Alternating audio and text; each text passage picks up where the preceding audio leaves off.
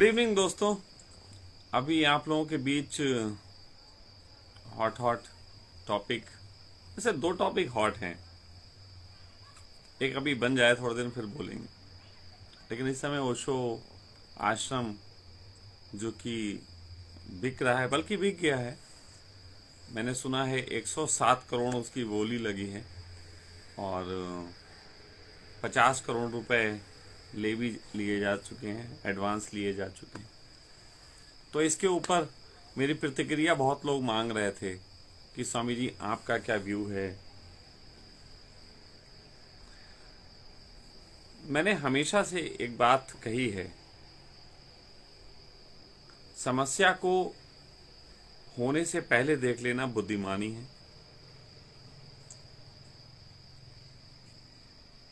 जो चीज आज हो रही है इसको मैंने बहुत साल पहले बोला था, और 4 साल पहले तो विशेष रूप से मैंने इस पे काम भी शुरू किया था कि इसको होने से पहले ऐसा ना हो पाए, इसके लिए उपाय किए जाएं। कोई बात नहीं, तो पहले 3 बातें मूलभूत जान लेना जरूरी है। ये क्यों हो रहा है, इसके होने से लोगों को किस प्रकार की तकलीफें हैं या खुशियां हैं या जो भी हैं, और तीसरा ये कि ये कैसे रोका जा सकता था। है कि बात भी है, अगर आप लोग चाहोगे तो मैं बताऊंगा कि कैसे रोका जा सकता है, लेकिन बस मैं तो बताऊंगा, करूंगा नहीं कुछ, बहुत कर चुका। 4 साल पहले मैंने ओशो कुंभ जब किया था, तो उससे पहले मैंने ये कई सालों से महसूस करना शुरू कर दिया था। ये मैं आज की बात नहीं कह रहा हूँ। सन 2001 में जब मैं पूना गया था तो मैंने देखा था वहां पूना में ओशो की एक भी फोटो नहीं थी। मैं आपको बताऊं कि ओशो का आश्रम आज नहीं बिका है। अभी तो ओशो का आश्रम के बिकने की जो चीज थी वो कंप्लीट हुई है, लेकिन ओशो का आश्रम बेचा जाएगा ये उस दिन तय हो गया था जिस दिन ओशो ने कहा था, एक हिम्मत से कहा था, dogs live in White house. जिस दिन ओशो ने कहा था कि dogs live in White house, उस दिन ओशो ने खुद ही इसके पैसे लगा दिए थे। वो पैसे लगा देना इसलिए कह रहा हूं क्योंकि एक साहसी व्यक्ति ने सत्य बोला था और उसके कायर सन्यासी भविष्य में उसे नहीं बचा पाएंगे, ऐसा भी शायद उसे प्रतीत हो गया था।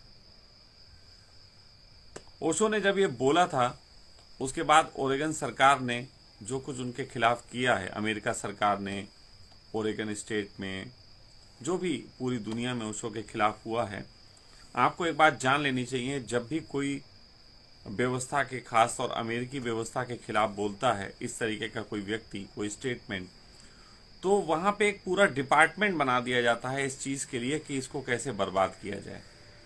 और वो बर्बाद ऐसे नहीं करते हैं। अभी तो तुम सोचते हो कि ओशो का आश्रम बिक गया, ये अंतिम मोहर लग गई। नहीं डियर, आने वाले दिनों में ओशो शब्द जो है ना, ओशो, इसको इतना बदनाम किया जाएगा कि तुम अपने नाम के आगे ओशो नहीं लगाओगे प्रोफाइल तक। खैर चलो वो छोड़ दो, बाद में बताएंगे, उस पर एक अलग से लेक्चर। लेकिन अभी स्थिति यह है कि अमेरिका ने जब ये जान लिया था कि इन्हें बर्बाद करना है, तो किसी भी काम को बर्बाद करने के वही ढंग होते हैं रिवर्स में जो कि उस काम को आबाद करने के होते हैं। आबाद काम ओशो का जो हुआ वो एक बहुत सिस्टमैटिक ढंग से, उनकी ध्यान विधियों के अलावा उनके रोब, उनके गाउन, उनकी समाधि, उनकी और विधियां, उनके शिविर, उनके सन्यासियों का संगठित होना, ये सारी चीजें उनकी काम को बढ़ा रही थी। उसको बर्बाद करने का काम, जैसे एक किताब भी आती थी, तो बर्बाद करने का काम जो है बहुत सलीके से शुरू किया गया। मुझे याद है पहले जो किताब आती थी ओशो टाइम्स, उसमें बीच में एक ओशो का फोटो होता था, तो सबसे पहले वो फोटो हटाया गया।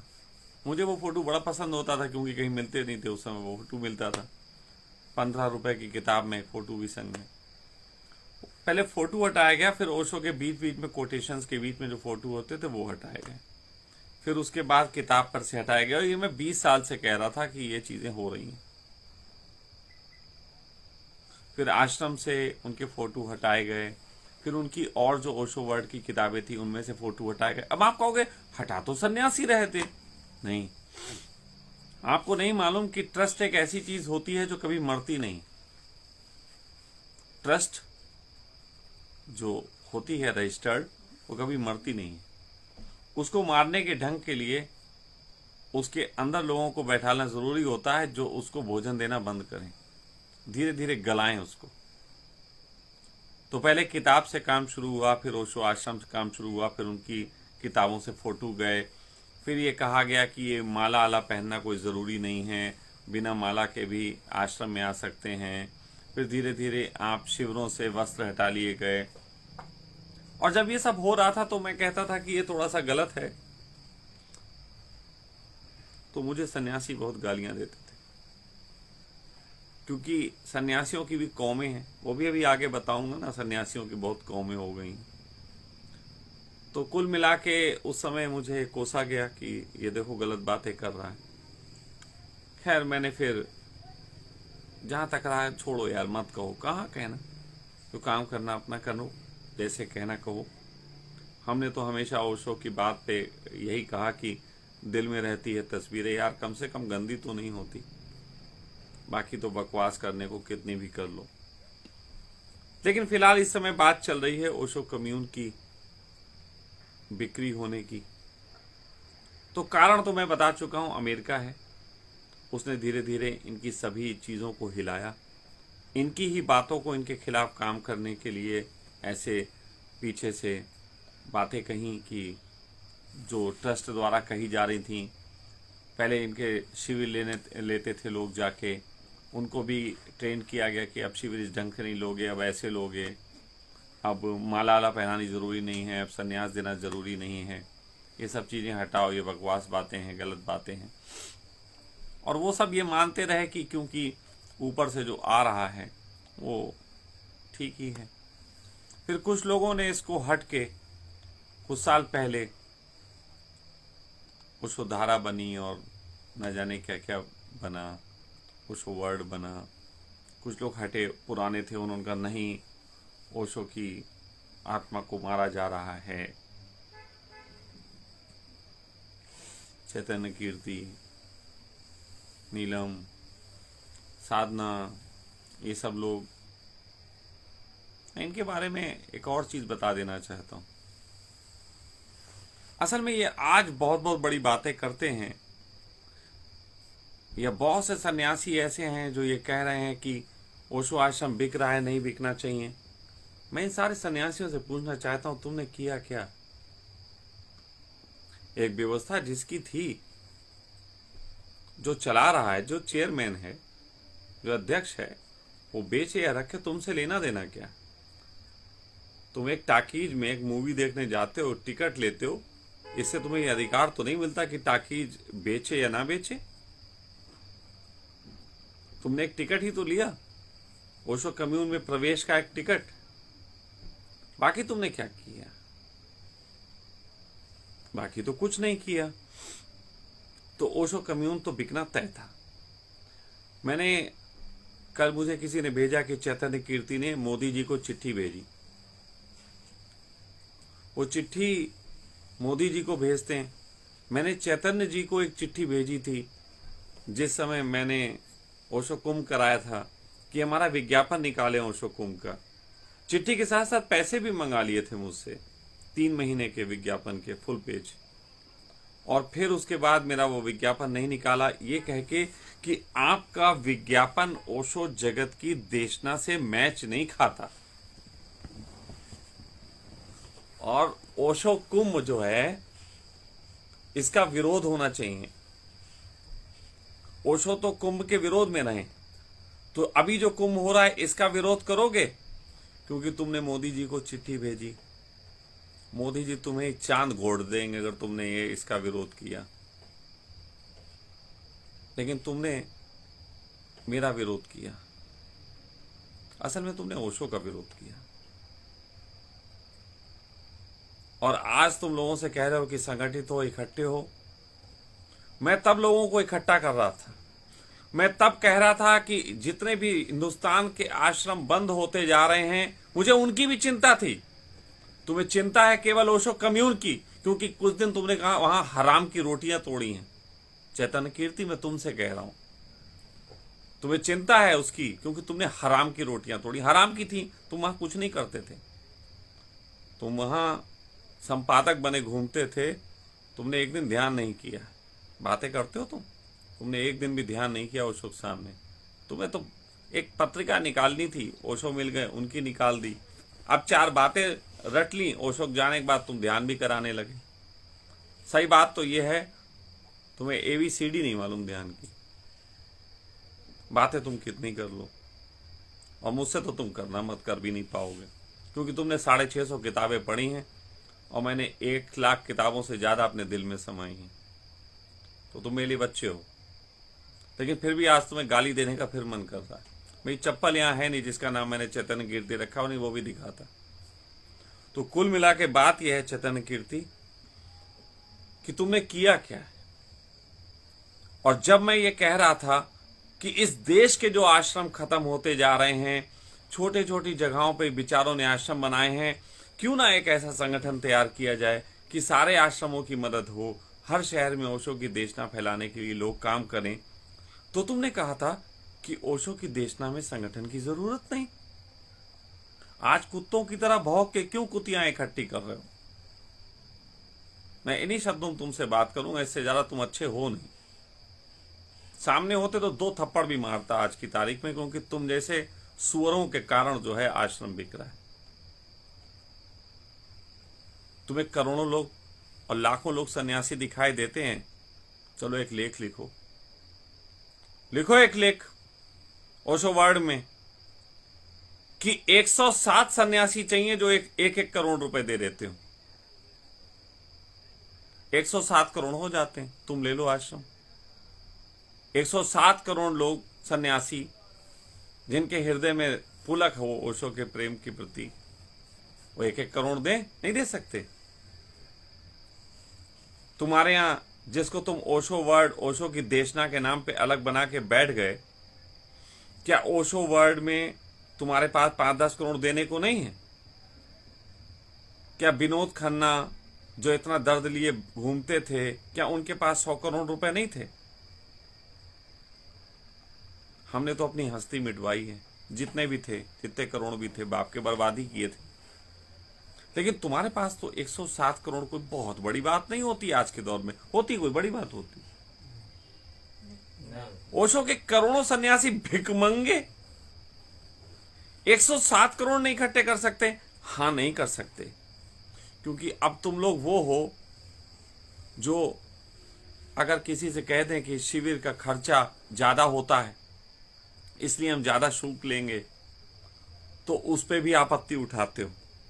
और अगर निशुल्क रख दें तो कहते थे ओशो की देशना में निशुल्क नहीं था, उस पे भी आपत्ति उठाते हो। तो तुम मादर चौधों के लिए तो ऐसा ही होना चाहिए।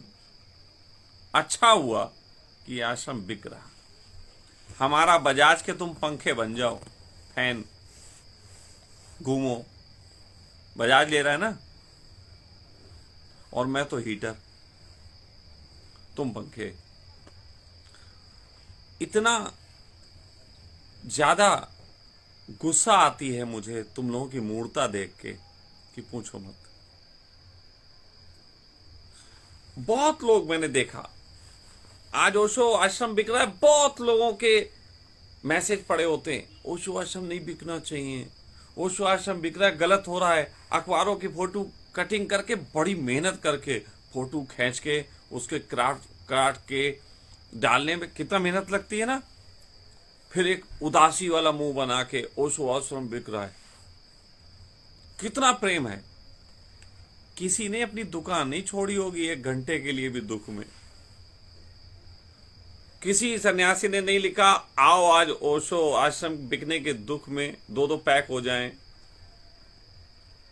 आश्रम बिकने के दुख में मैं भोजन त्याग करता हूँ, आश्रम बिकने के दुख में मैं अपनी दुकान में आग लगा दूंगा। न क्रांति की बात, न कहीं से कोई आंसुओं की। एक भी सन्यासी, मैं गारंटी से कह रहा हूं, तुम ऐसा नहीं ढूंढ के ला सकते जिसे ओशो आश्रम का बिकने का दुख हो वो लाइव आके रो के दिखा सके। आंसू नहीं निकलेंगे, है ही नहीं, है ही नहीं तुम्हारे अंदर। तुम रोगे क्या, बातें करोगे। अच्छा सा पेन उठाएंगे चैतन्य कीर्ति जी, फिर नहा धो के अपना आराम से सब साफ आप करके चेहरा अच्छा सा फोटो, फिर एक अच्छे से लेटर पैड पे लिखेंगे। मजनू अगर लैला के तड़प में लिखता है खत तो खून से लिख देता है, जो भी फटा पुराना कपड़ा मिल जाए उसके ऊपर। तुम लेटर हेड छपवाओगे, ऊपर लिखोगे मैं फला फला चैतन्य कीर्ति। क्यों, तुम हो कौन? तुमने कभी मुझे गुरु भाई कह के पुकारा? नहीं, तुमने स्वयं को चैतन्य कीर्ति संपादक ओशो वर्ल्ड, ओशो टाइम्स ऐसा लिखा, तो तुम संपादक ही हो। तुम संपादक थोड़ी ना, तुम संपादक हो, क्योंकि संपादक तो केवल किताब छापता है। तुम संपादक हो, तुम अपने दुखड़े भी झूठे झूठे छापते हो। मेरे खिलाफ तुमने लेख लिखा था, अब एक लेख लिखो कि 107 लोग चाहिए जो 1-1 करोड़ रुपए दान करें। तो मालूम है 107 करोड़ देने वाले भी मिल सकते हैं बहुत आसानी से। ओशो जगत में इतने मुर्दार नहीं पड़े हैं लोग। लेकिन फिर तुम उन पे प्रश्न उठाओगे, ये होते कौन है उसका मालिक बन के बैठने वाले। और अगर 1-1 करोड़ 107 में दे दिया तो तुम गद्दी पे किसे बैठाओगे, इसके लिए जूता लात रात भर उसको सोच के तुम लोग दुखी होते होगे इसको। अच्छा, मैं उठा रहा हूं, चलो है हिम्मत 107 करोड़ लोग आए और मैं ओशो की तरह दाढ़ी बढ़ा के गद्दी पे बैठूं, है हिम्मत? 107 करोड़ लोग 107 करोड़ पैसे दे दें, 107 करोड़, और उसके बाद मैं बन जाता हूं हेड, ओशो आश्रम चला लेता हूं। Dogs live in White House नहीं, I fuck to White House बोल दूंगा। लेकिन एक सिस्टम ऐसा बना के जाऊंगा कि दोबारा उसको बिकने की जरूरत नहीं होगी, इतना वादा करता हूं। तरकीब छोड़ूंगा। जब मैं अपना स्वप्न तुम्हें छोड़ूंगा तो स्वप्न की रक्षा कैसे की जाती है वो भी बता के छोड़ूंगा। अब तुम कहोगे ये देखो आदमी, ये साला अहंकार ही है, देखो ऐसे बोलता है, अहंकार की भाषा बोलता है कि तो ओशो से भी बड़ा है, ओशो का भी बाप है। रिवर्स गियर में सोचो तो पुत्र बाप ही होता है, पुत्र बाप ही होता है, क्योंकि पुत्र के पास जेनेटिक रूप से बाप से ज्यादा नॉलेज होती है। तो यहां ओशो जगत में और धर्म जगत में शरीर की उम्र से बाप तय नहीं होता, यहां अनुभव की उम्र से बाप तय होता है। और अनुभव में मैं ओशो से ज्यादा हूं, क्योंकि उनसे आगे हूं, और मुझसे आगे जो आएंगे वो मुझसे आगे होंगे। अगर मुझसे नीचे रह गए ना तो मैं जूते खुद मारूंगा कि तुम साले मेरे औलाद हो ही नहीं, आस पड़ोसी कोई आके खेल गया होगा। लेकिन तुम लोग तो ना, कोई हिम्मत की बात कह दे तो उसकी टांग घसीटने लगते हो, और जब खुद की कोई टांग कोई घसीटता है तो बचाओ बचाओ। अभी ओशो आश्रम तुम्हारा जा रहा है तो दर्द हो रहा है, मुझे तो खुशी हो रही। अच्छा हुआ बिक गया, अब वो मेरे पास आएंगे, सखा परिवार। हो गया काम शुरू। अब चैतन्य कीर्ति लेख लिखो कि ओशो आश्रम तो बिक गया, सखा के पास कोई मत जाना। लिखोगे? तुम्हें इतनी हिम्मत भी नहीं। लेकिन विश्वास मानना, अगर मैं जिंदा रहा 50-60 साल और, मुश्किल है, वैसे अगर लड़कियां ऐसे प्रेम करती रहे तो जिंदा रह भी सकता हूं, लेकिन अगर मैं जिंदा रहा और मेरे जीते जी मैंने कुछ पैसों की व्यवस्था गांठ ली, तो मैं इस आश्रम को वापस खरीद के दिखाऊंगा तुम्हें। मैं बाजार से वापस खरीदूंगा इस आश्रम को। मुझे नहीं चाहिए 107 लोग भी। मैं अपनी दिमाग की क्षमता पे यकीन रखता हूं। नहीं लूंगा रोल्स रॉयल, क्या हो गया? अब भाई 100 रोल्स रॉयल लेनी पड़ेंगी ओशो के चक्कर में। अब 10 करोड़ की एक आ रही इस समय। अब अगर 100 लिया तो 1000 करोड़ हो गए। मैं 1000 करोड़ में आश्रम वापिस ले लूंगा और फिर आश्रम में बैठ के हीरे की टोपी लगा के दाढ़ी बढ़ा के और 100 रोल्स रॉयल गिफ्ट मांग लूंगा। सो सिंपल, धंधा चोखा। तुम लोग अगर चाहते कि इसको बचाया जा सकता तो तुम लोग कुंभ का साथ देते। आज जो कुंभ चल रहा है इसमें एक ओशो का स्टॉल लगता, बढ़िया वाला। लाल कपड़ों में सन्यासी वहां इकट्ठे होते, नाचते, देशना की बात करते। जिस समय कुंभ हुआ था मैंने 3 मूलभूत समस्याएं उठाई थी और 3 मूलभूत समस्याओं के तहत उस कुंभ का आयोजन करवाया था कि आप सब सपोर्ट करेंगे तो 3 समस्याओं से मैं लड़ूंगा। पहली समस्या थी कि ओशो की देशना को जिस तरीके से बर्बाद किया जा रहा है इन लोगों द्वारा, एक तो सन्यासी बर्बाद कर रहे, वो अलग बात है, वो फिर किसी दिन उस पर एक अलग से लेक्चर। लेकिन एक जो बर्बाद किया जा रहा है दूसरों के द्वारा, इसके प्रति संगठन अभी से बनाओ ताकि लड़ सकें। दूसरी मेरी चिंता थी कि केवल आश्रम ही नहीं, छोटे मोटे ध्यान केंद्र और आश्रम जो बर्बाद हो रहे हैं उनको भी बचाने के उपाय किए जाने चाहिए। और तीसरी मेरी सबसे बड़ी चिंता थी कि ओशो के इस जगत में वास्तव में बहुत से प्यारे हैं जो कोनों में छुपे बैठे हैं, जिनके पास धन नहीं है, जिनके पास व्यवस्था नहीं है। उनको ढूंढ ढूंढ के निकाल के लाने की जरूरत है कि तुम आओ, तुम छुपे क्यों बैठे हो। और इनको सम्मान देने की जरूरत है ताकि ये लोग सही तरीके से देशना को आगे बढ़ा सकें। लेकिन देशना बढ़ाने का मतलब तुमने समझ लिया, हु करना, किताबें बेचना। ये ओशो की देशना नहीं। मैं तुमसे कहता हूं ओशो आश्रम बिक जाए, सारे ओशो सन्यासियों का जमीर बिक जाए, सारे ओशो सन्यासियों की मालाएं, कपड़े, घर गृहस्थी सब बिक जाए,